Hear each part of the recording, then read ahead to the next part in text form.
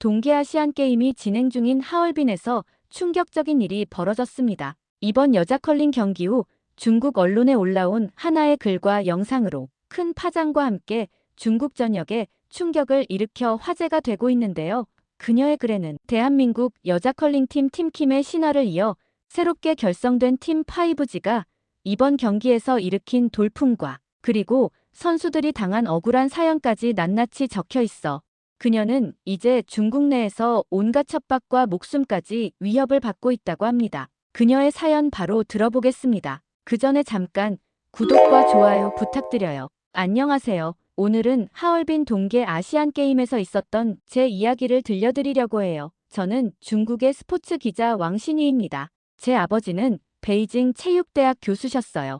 어릴 때부터 아버지는 저에게 중국의 위대함을 가르치셨죠. 신희야, 보렴. 우리 중국은 5,000년의 역사를 가진 위대한 나라란다. 이제는 스포츠 강국으로 세계를 이끌어갈 거야. 아버지의 이런 말씀을 들으며 자란 저는 자연스럽게 스포츠 기자의 꿈을 키웠어요. 베이징 대학교 스포츠 미디어 학과를 수석으로 졸업하고 5년간 중국의 스포츠 발전상을 취재해오면서 저의 자부심은 더욱 커져갔죠.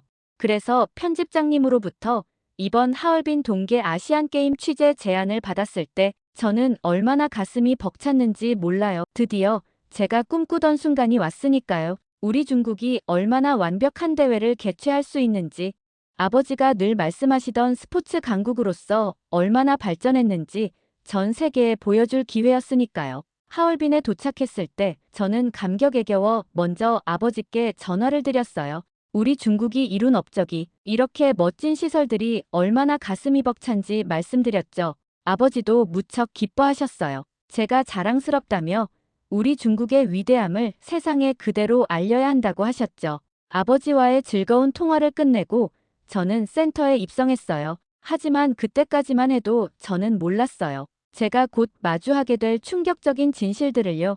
그리고 그것이 아버지와 제가 그토록 믿어왔던 자부심을 완전히 뒤흔들어 놓을 거라는 사실을 말이죠. 지금도 심장이 쿵쾅거리는 것 같아요. 하얼빈 컬링센터에 첫 발을 디뎠을 때의 그 벅찬 감정에 요동치던 제 심장 소리가요. 최첨단 시설과 완벽한 빙질, 웅장한 규모의 경기장, 모든 것이 완벽해 보였죠. 취재석에 앉아있는 것만으로도 뿌듯했어요. 첫 취재 대상은 한국의 컬링팀 팀 5G였어요. 어차피 우리가 주최국인데 한국팀이 뭐 대단하겠어? 라는 오만한 생각뿐이었죠. 그래요. 솔직히 처음에는 그저 형식적인 취재로 대충 선수만 파악하고 넘어가려 했어요. 제가 취재해야 할 건 우리 중국의 자랑스러운 선수들과 멋진 경기장이라고 생각했죠. 그런데 한국팀의 연습 모습을 보면서 뭔가 달랐어요. 5명의 선수가 마치 한 몸처럼 움직이는 모습은 솔직히 충격적이었습니다. 우리 선수들의 연습 모습과는 확연히 달랐거든요. 그들의 움직임에는 말이 필요 없었어요. 눈빛만으로 의사소통하며 완벽한 호흡을 자랑하는 모습을 보여줬죠. 특히 인상적이었던 건 실수가 났을 때의 모습이었어요. 중국 선수들은 실수가 나면 서로를 나무라는 경우가 많은데 팀 5G는 달랐어요. 서로를 다독이고 격려하며 다음 샷을 준비하는 모습은 정말 프로페셔널했죠. 이게 진정한 팀워크구나. 한국 팀의 연습 모습을 바라보면서 제 마음속에는 작은 의문이 생기기 시작했어요. 하지만 저는 곧 그 생각을 지워버렸죠. 우리는 중국이야. 세계 최강의 나라라고 아버지가 늘 말씀하셨잖아. 라고 스스로에게 되뇌었어요. 그날 저녁 숙소로 돌아와 취재 노트를 정리하면서도 팀 5G의 모습이 계속 머릿속에 맴돌았어요. 그리고 아버지께 전화를 걸어 오늘 본 것들을 이야기하려다가 문득 망설여졌어요. 뭔가 달랐거든요. 제가 지금까지 믿어왔던 것들과는 너무나도 다른 모습들을 아버지께 설명할 자신이 없었죠. 그리고 취재 자료를 보면서 흥미로운 사실들을 발견했어요.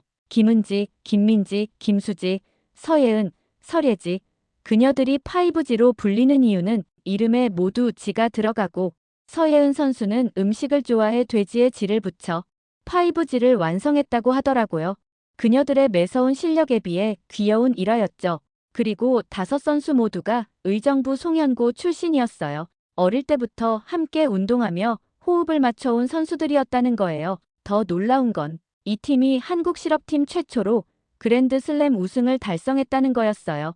저는 그때 몰랐어요. 그녀들의 경기가 제 신념이 흔들리기 시작한 첫 순간이었다는 것을 말이죠. 한국과의 경기에서 우리 중국이 보여준 예상치 못한 모습들과 제 자부심을 완전히 뒤흔들어 놓을 사건들을 어떻게 이야기해야 할지 모르겠네요. 저는 아침 일찍 컬링센터에 도착했을 때 예상치 못한 사람을 만났어요. 베이징대 시절 저와 함께 공부했던 김재현이었죠. 스포츠 미디어 학과에서 늘 1, 2등을 다투던 라이벌이었던 그가 한국 취재진으로 이곳에 와 있다는 사실이 놀라웠어요. 대학 시절 우리는 늘 선의의 경쟁을 했어요. 시험 기간이면 도서관에서 밤을 새우며 공부했고 과제가 있을 때면 서로의 부족한 점을 보완해 주었죠. 특히 스포츠 중계 실습 때는 그의 냉철한 분석력과 제 열정적인 중계가 완벽한 조화를 이루었다는 평가를 받았었어요. 당시 그는 유일한 한국인 유학생이었고 제가 중국을 자랑할 때마다 항상 겸손하게 미소 지었던 것이 기억났죠. 이번에도 재현은 그때와 다르지 않았어요. 제가 하얼빈 동계 아시안게임의 완벽한 시설을 자랑하자 그는 여전히 그 특유의 미소를 지어 보였죠. 지금 생각해보면 그때 이미 무언가를 알고 있었던 걸까요? 절 바라보는 그의 눈빛에는 안타까움이 깃들어 있었던 것 같아요. 그리고 드디어 한국과 중국의 운명의 대결이 시작되었어요. 초반에는 중국팀이 2대 0으로 앞서 나갔죠. 하지만 그때부터였어요. 중국 관중들의 충격적인 행동이 시작되었죠. 한국 선수들의 차례가 될 때마다 관중석에서는 귀를 찌르는 함성이 터져 나왔어요. 짜요, 짜요. 라는 고성이 경기장을 가득 메웠죠. 심지어 스톤이 미끄러지는 도중에도 소리를 지르고 의도적으로 발을 구르는 소리까지 들렸습니다. 스포츠맨십이 특히 강조되는 컬링에서 이런 행동은 명백한 반칙이나 다름없어요. 선수들의 샷이 성공해도 실수해도 환호성을 지르거나 야유를 보내선 안 되죠. 선수들과 관중 모두 조용히 해주는 것이 중요한 예의예요. 컬링이라는 경기를 보러 왔다면 절대 해서는 안 되는 행동이죠. 재현의 얼굴이 굳어졌어요. 대학 시절 그는 항상 정정당당했었죠. 시험 때도 절대 컨닝하지 않았고 제가 어려움을 겪을 때면 라이벌임에도 기꺼이 도와주었던 친구였어요. 그런 그에게 이런 중국 관중의 행동은 더더욱 용서할 수 없는 행동이었을 거예요. 그의 실망한 표정을 보며 저는 처음으로 중국인에게 깊은 부끄러움을 느꼈어요. 하지만 한국팀의 대응은 정말 놀라웠어요.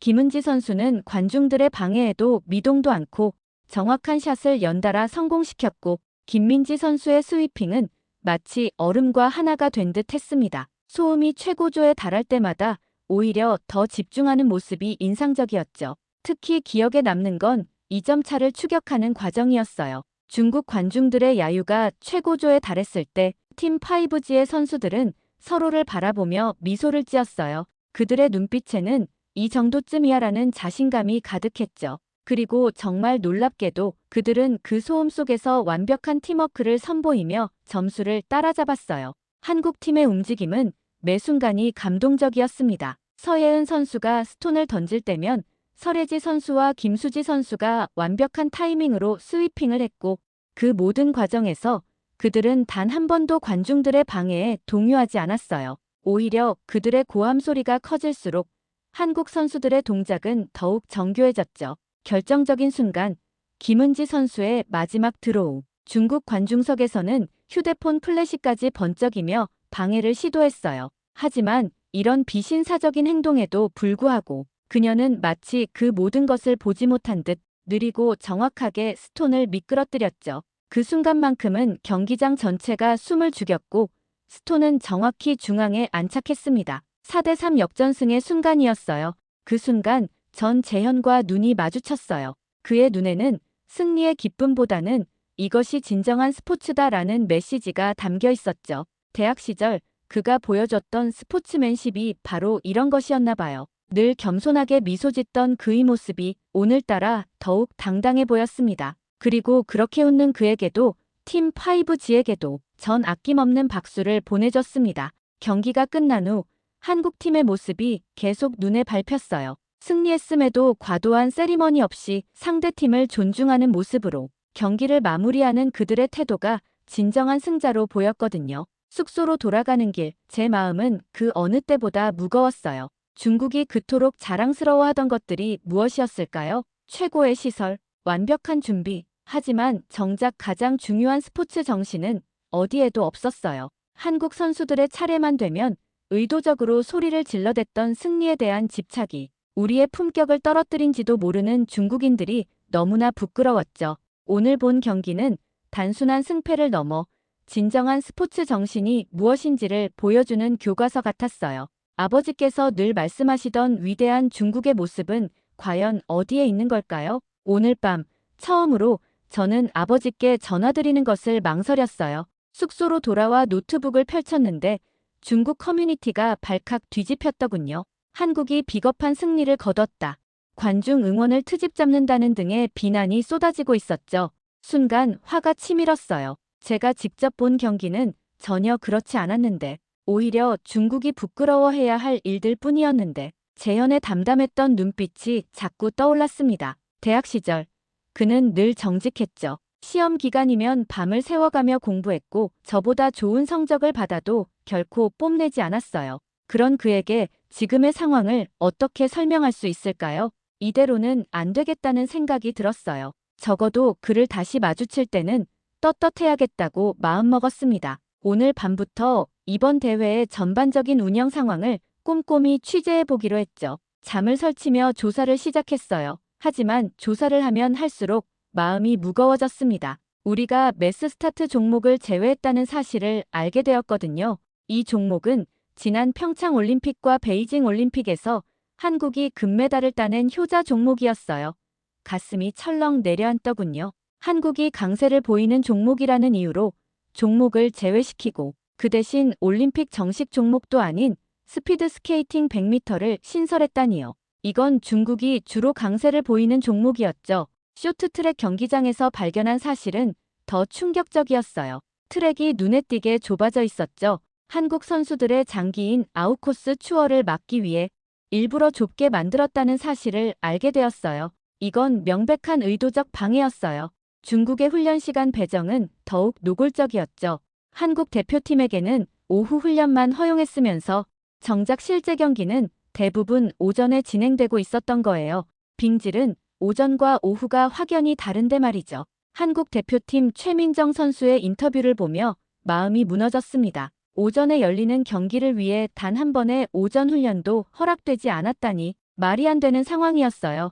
더 조사해보니 충격적인 사실들이 계속 나왔어요. 중국 선수들은 전날 저녁부터 다음날 오전까지 경기장을 독점하고 있었고 다른 나라 선수들의 연습 시간은 최소한으로 제한했더군요. 심지어 연습 시간에도 중국 코치진들이 다른 나라 선수들의 동작을 몰래 촬영하는 모습이 포착됐다는 제보도 있었어요.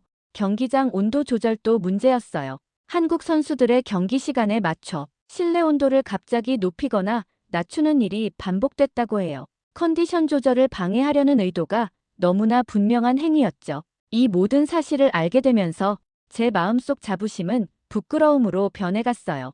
이것이 제가 그토록 자랑스러워하던 위대한 중국의 모습이었을까요? 승리를 위해서라면 이런 치졸한 편법도 괜찮다고 생각하는 나라를요. 더 큰 문제는 중국 언론의 태도였어요. 이런 불공정한 운영 행태는 전혀 보도하지 않은 채 오히려 한국 선수들을 비하하는 기사들만 쏟아내고 있었죠. 실력이 아닌 외모로 주목받는 팀, 예의 없는 응원과 같은 어이없는 제목들이 넘쳐났어요.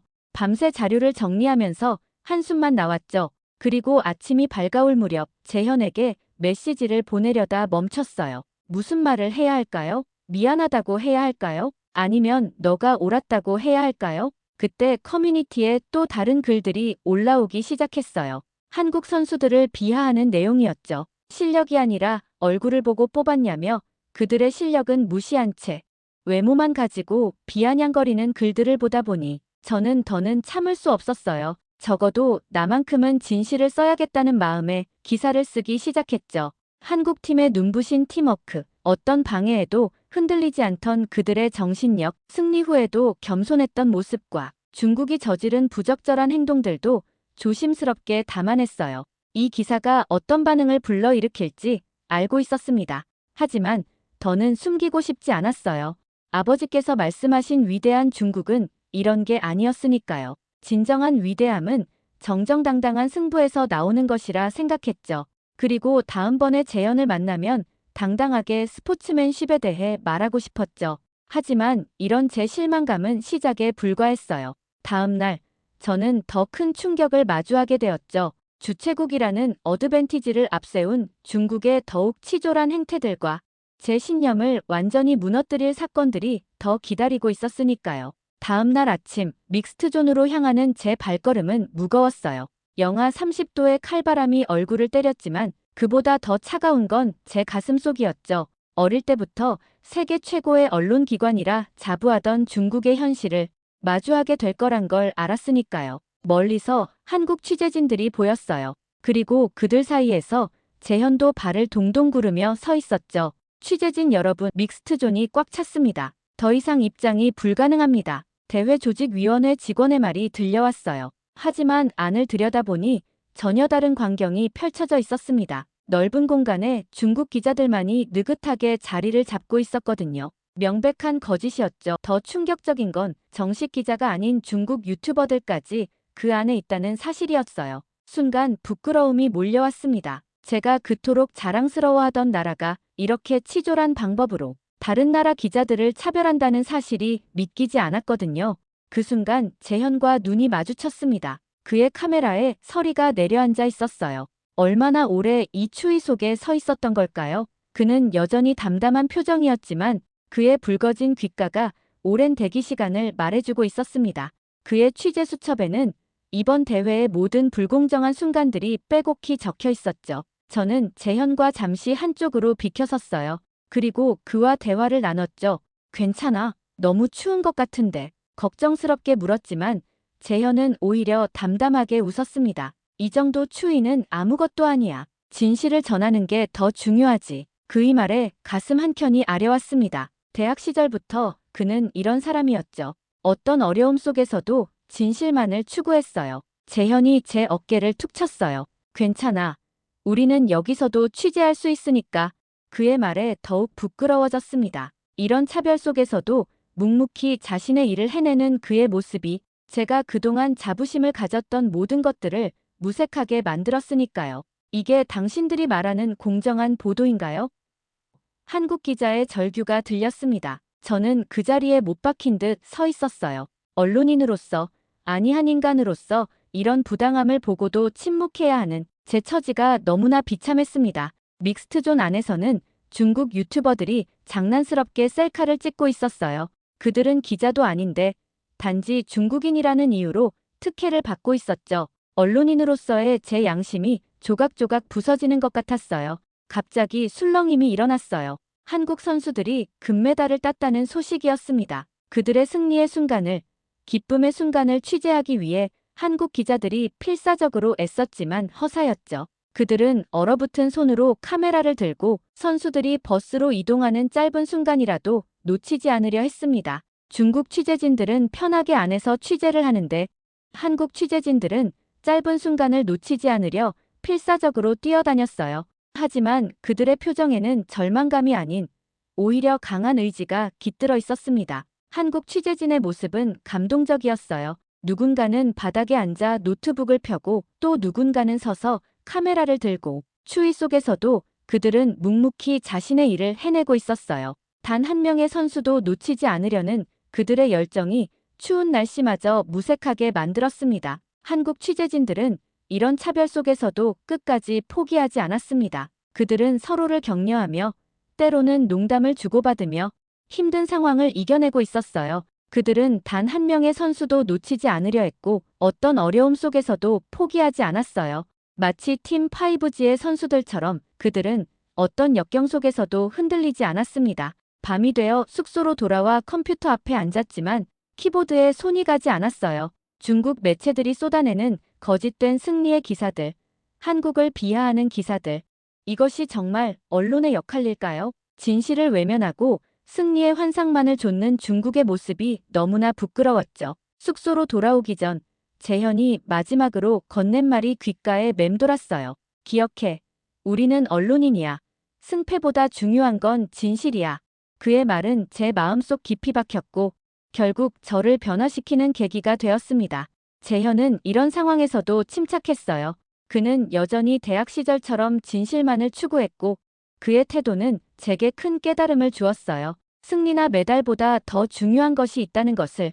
그것은 바로 정정당당함과 진실이었죠. 창밖으로 보이는 하얼빈의 불빛들이 마치 제 혼란스러운 마음처럼 흔들리고 있었어요. 이제는 더 이상 침묵할 수 없다는 걸 깨달았습니다. 진정한 언론인이라면 진실을 말해야 하지 않을까요? 비록 그것이 우리의 부끄러운 모습일지라도요. 아버지께 죄송하지만 이것이 제가 할 수 있는 유일한 선택이었습니다. 저는 결심했어요. 더 이상 이런 불공정을 모른 척 할 수 없다고. 진실을 전해야 한다고. 그것이 제가 사랑하는 조국을 위한 길이라 믿었으니까요. 취재를 마치고 호텔 로비 카페에서 재현과 마주 앉았어요. 지금까지와는 달리 제가 먼저 연락했죠. 더 이상 혼자 고민하기 힘들었거든요. 그는 여전히 차분했고 대학 시절처럼 따뜻한 미소로 저를 맞아주었습니다. 커피를 앞에 두고 한참을 망설였어요. 제 마음속의 혼란을 어떻게 말로 표현해야 할지.